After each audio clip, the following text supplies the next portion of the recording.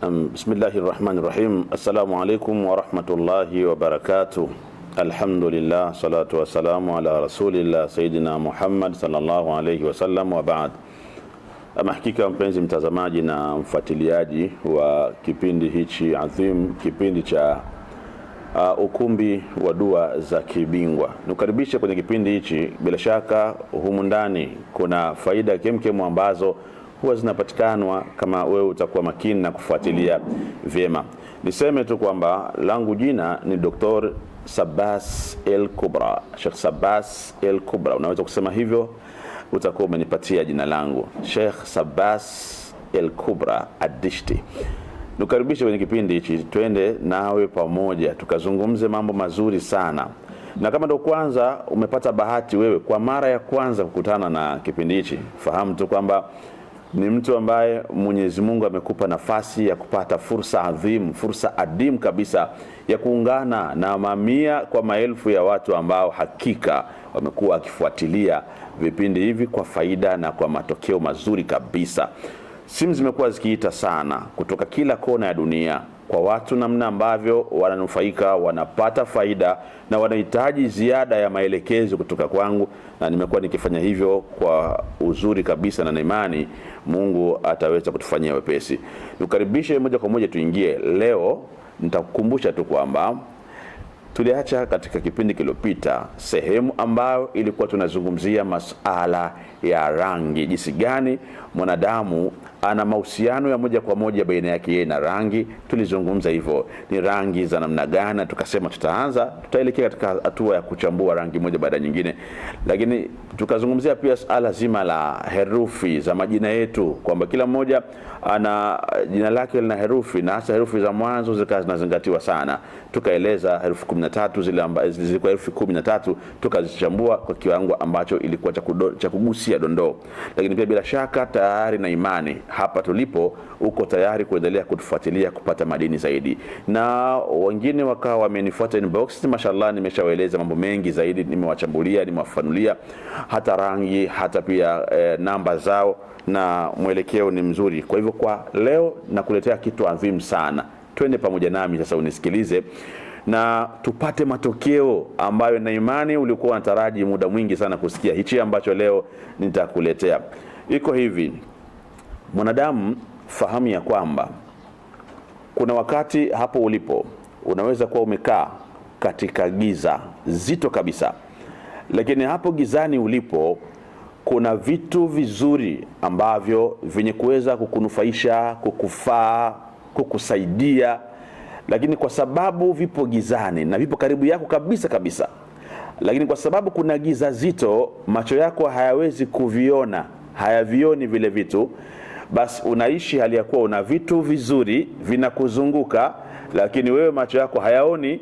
Kwa hivyo haunufaiki na vitu hivyo vizuri ambavyo vipo karibu yako nawe kabisa kabisa, lakini wewe uvioni, ndio maana hauwezi kupata faida katika hivyo. Sasa mimi leo kupitia kipindi hichi naomba niwe sehemu ya taa ya kuweza kusaidia. Unajua bwana, hata macho ya mwanadamu hayawezi kuona ila mpaka apate msaada wa photons, zile ambazo tunasema ni chembe chembe nuru ambazo ziakisi katika jicho, mboni yako ya jicho, ndio uweze kuona. Sasa na mimi nataka niwe ni sehemu ya kukusaidia kuwa ni taa litakalo kuangazia vilivyoko jirani yako, vinavyokuzunguka, ambavyo ni vizuri sana, vinavyoweza kukusaidia, kukunufaisha, kukufaa katika maisha yako, lakini kwa bahati mbaya macho yako hayavioni. Leo nataka nikuoneshe kwamba vipo namna gani ambavyo unaweza kuvitumia na vikusaidie. Twende pamoja. Lakini pia hapo ulipo kuna mtu yupo gizani, inawezekana upo gizani alafu una vitu ambavyo vimekuzunguka vibaya sana. Hivyo vitu vinakuletea matatizo, madhara, tabu na dhiki, unapitia magumu ambao unayapitia. Kumbe ni hivyo vitu ambavyo vinakuzunguka we karibu, lakini kwa sababu macho yako hayavioni, hauwezi kuviepuka, hauwezi kuviondoa, unaishi navyo na unaona matokeo tu ya ile hali ambayo unaipitia, ugumu na mitihani mazito, kila mambo haendi. Kumbe una vitu vipo karibu yako nawe sana, lakini uvioni. Leo nakusudia kuwa ni sehemu ya taa lako ambalo nitaweza kumrekea na ukaviona hivyo vitu, na ukiviona utakuwa na nafasi ya kuviepuka ili visiweze kuletea matatizo. Sasa basi, napenda nikuletee kitu ambacho kitakuwa ni sababu ya wewe kufahamu yanayokuzunguka ni nini. Mazuri uyapate, yakunufaishe, mabaya uyaepuke, ili uwe salama katika namna moja ama nyingine. Na hii mada naomba niseme mwanzoni kabisa kwamba haina upande wowote, haihusiani na upande wowote, labda pengine ni jamii fulani, labda ni Waislamu kwa sababu anayesema ni shekhe. La, leo ninachokichambua mimi kinakuhusu wewe ambaye nasibishwa kuwa ni mwana wa Adamu. Wewe ambaye ni mtu, basi iwe una dini, iwe hauna dini, iwe katika hali yoyote ile, maadamu wewe ni mtu, hichi ninachokisema ni kwa ajili ya mtu, na mtu ni wewe, na kifuatishe ili uweze kupata msaada. Kwa hivyo achilia mbali kutazama kanzu, kofia, ukaona labda hili itakuwa ni jambo lao. Si jambo letu, ni jambo la sisi wote pamoja. Kwa hivyo nasema na wewe Vivian, Lilian, Peter, Michael, nasema na wewe Aisha, Fatuma, Rashidi, Hamisi, yani manake nyote nyinyi kwa namna mlivyo, uwe ni Muislamu, usiwe Muislamu, na hata ukiwa katika madhehebu mengine, maadamu ni mwanadamu, sikiliza ujumbe huu, na kazi na wewe, ujumbe huu ni wako, mzuri mno. Sawa, twende vizuri tukafahamishane. Wazungu tumeona siku zote wamekuwa wakitafakari sana kutumia akili zao kutengeneza vitu ambavyo vitakuja kuwafaa wanadamu. Miongoni mwa hao, au miongoni mwa vitu ambavyo nataka leo nikugusie wamefanya, ni pamoja na umakini na ugunduzi wa kitu ambacho kinaitwa QR code. Leo mtaona kuna mfumo wa scan. Yani wamekuja na kitu ambacho wanaweza kuwekea kama box hivi ambao lina anwani ya scan, kwa maana wewe ukiscan pale, basi kuna mambo chungu zima yanayohusiana na tukio fulani yatakuja pale, utashuhudia.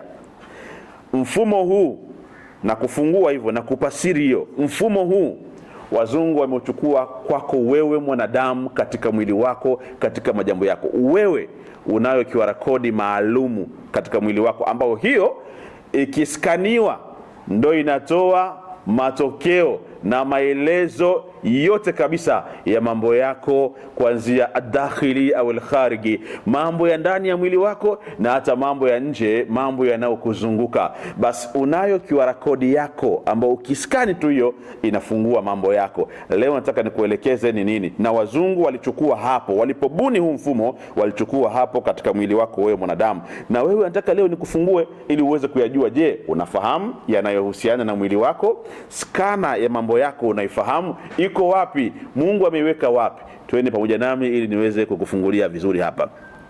Na haya maelezo napenda tufahamiane vizuri. Huwa ni maelezo ambayo natafakari sana, na wewe pia tafakari.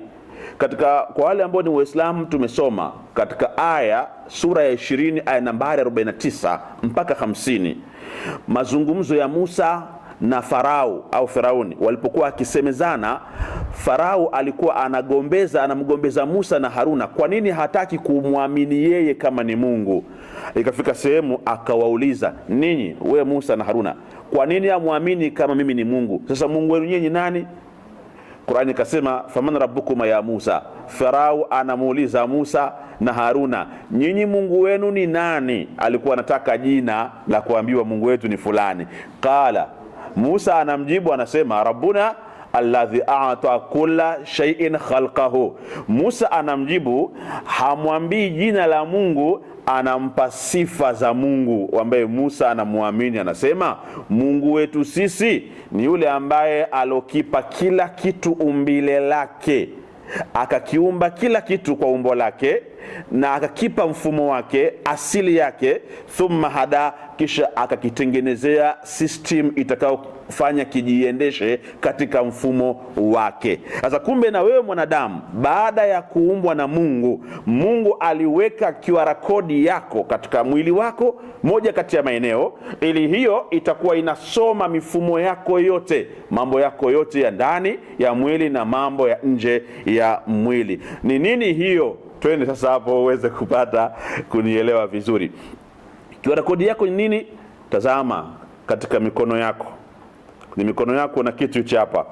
Leo tunaishi hapa na wewe. Uwe makini hapa. Kiganja cha mkono wako wewe